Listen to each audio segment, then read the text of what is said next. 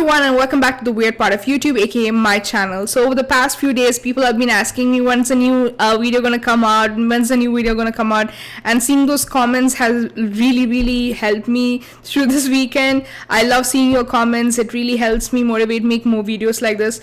Unfortunately, only 90% of you watching my videos are subscribed, so if you have the time, do definitely hit subscribe. It definitely helps me motivate, make more videos like this, and obviously I love making videos, so definitely subscribe, and let's get to the video. So with respect to travel restrictions with respect to US, we're still the way we are. There's been no updates. A lot of people have been asking me why I haven't updated yesterday, because yesterday, like I've been mentioning in all my previous videos, it is Labor Day. So Labor Day essentially is a holiday over here, so we actually don't do really in any sort of updates, or any sort of government stuff doesn't come out. So yeah, that's where we are. Again, Tuesday, considering this is a shorter week, we tend to think like it's a 4-day week, and Monday becomes the new Tuesday, and so on, and that's where we are. Will we see any sort of updates this week? My prediction is very unlikely. Again, it's going to be a miracle that we see something this week with regards to travel restrictions. Again, if there's any sort of news, I'll definitely upload here and definitely let you know as soon as possible and all that stuff. So why that is the case, because we just came from Labor Day.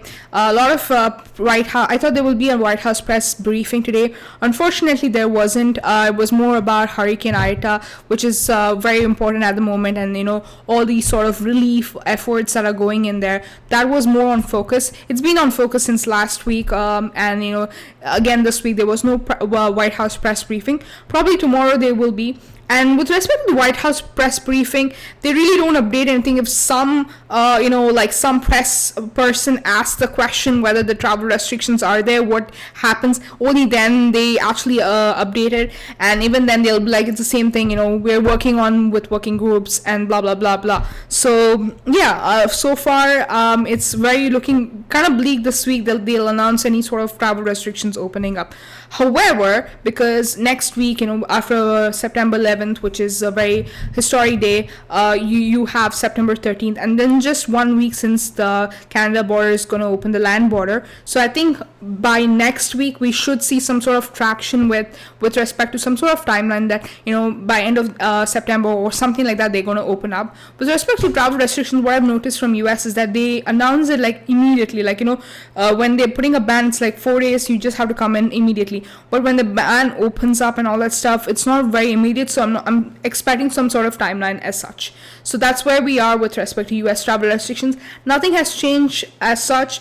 It's just my speculation so far that they're going to open up very soon, at least by September, and looking at the tractions of other countries, how people are behaving and all that stuff. And with respect to booster shot that is coming up the third week of September, we should see some sort of traction, some sort of update very soon, like I've been saying all the time. So a lot of people asking me like, hey, what about quarantining options and stuff like that? So that I'm going to cover at the end of the video. So if you want to know how to quarantine from a third country, in this case I'm taking Dubai as an example because Dubai is a popular choice and also slightly less expensive compared to the other choice like Qatar, and some other countries in the South America like Costa Rica, Aruba, or even Mexico, for example, which is not in South America, it's in North America. But in some sort of these countries, Dubai is a slightly less expensive options, and it's also really easy to commute over there. It's fairly close from both Europe as well as to India, so it's kind of right there in the middle. That's why they call it Middle East. But anyway, so I'll cover that at the end of the video. Now with respect to Canada, a lot of been asking me to cover Canada as well.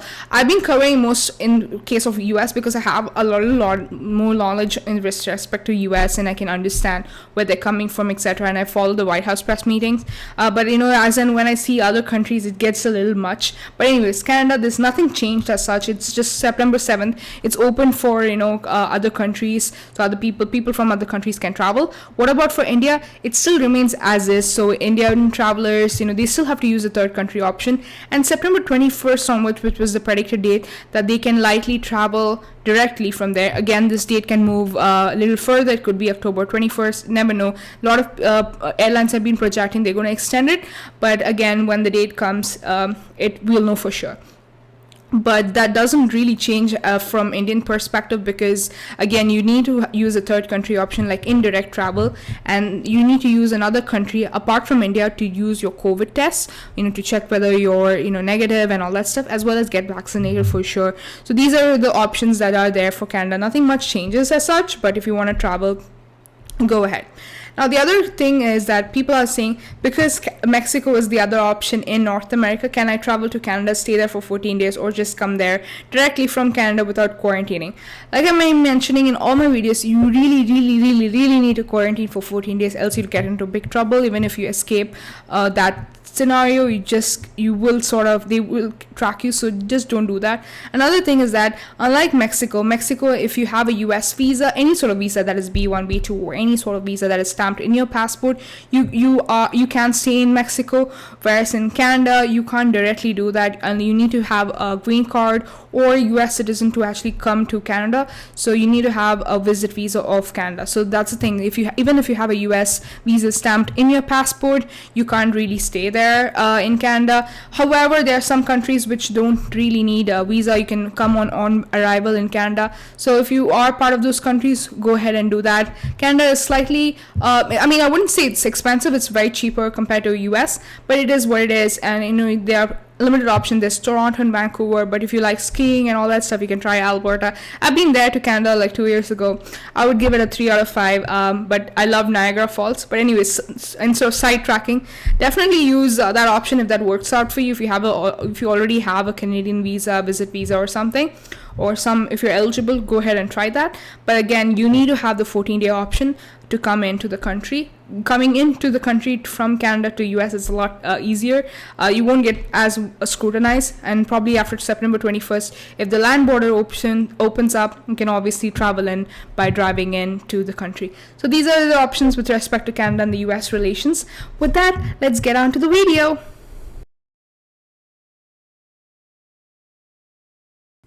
So with that, let's get on to the video. With respect to travel, I'm just using Chennai as a default option. So now you see the tickets ranging from $200, $300 to about $150, depending on when you're traveling in from. So the tickets are very expensive. The tickets, flight carriers are among three, which is Air India, Fly Dubai, as well as Indigo, which are the cheaper options. Obviously you have Emirates, but they're slightly expensive, but again, depending on what date you're traveling in, it would be cheaper. Again, this is for something that is within this a month, or even early next month, if we don't see any sort of an update or something like that. So yeah, tickets does range about from $300 to $400, depending on what the options are, and they are going in pretty fast because of the whole the whole quarantine option which is available.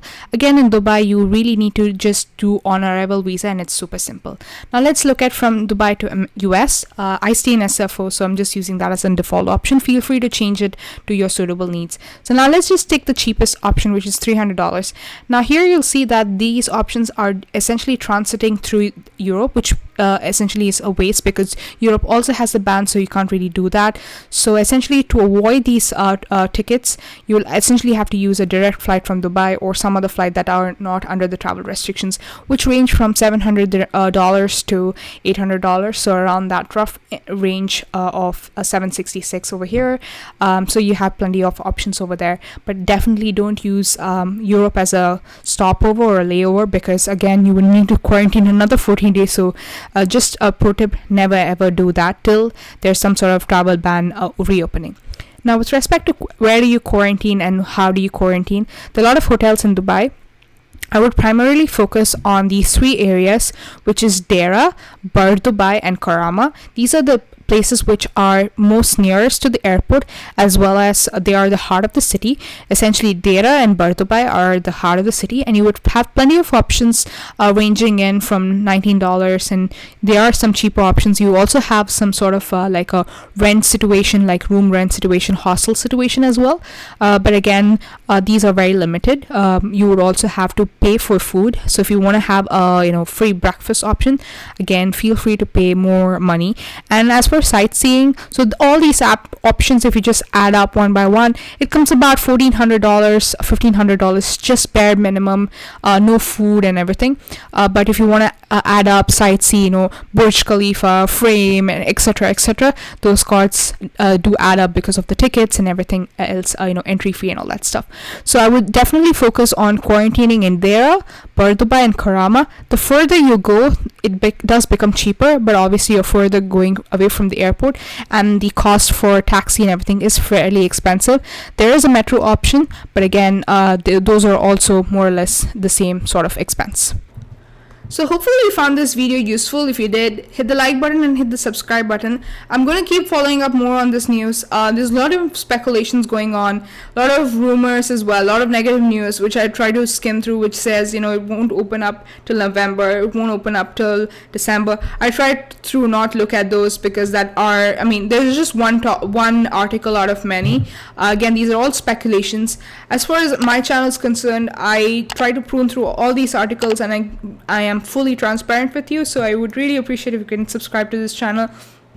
And I'm just going to keep on looking for more updates, and if I find any updates, I'm definitely going to post that. Till then, see you later in another video.